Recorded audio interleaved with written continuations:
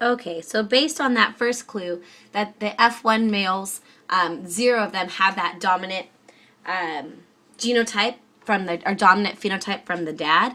So they inherited their phenotype from the mom. So that's a clue that this trait is sex linked.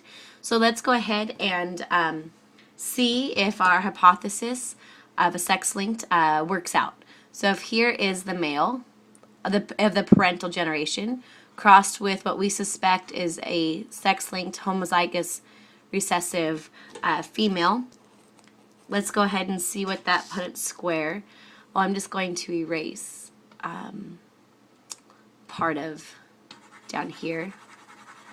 Let's go ahead and see what that Punnett square would look like.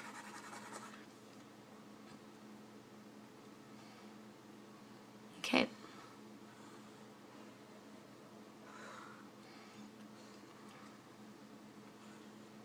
So if we put the mom or the female here, and here is the male, we could see that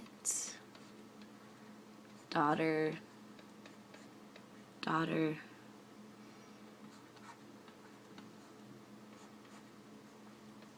if you look at the offspring, over in our question, they tell us that of the females, there are 45 females are wild type, and 0 females have white eyes, which is true. If we look at this female is wild type, and this female is wild type.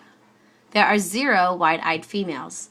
Now, if we look at the males, it tells us that there's 55 white-eyed males. Well, here's a white-eyed male, and here's a white-eyed male.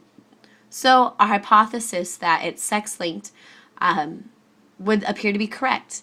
Now, dealing with that one brown-eyed female, chances are that's a mutation.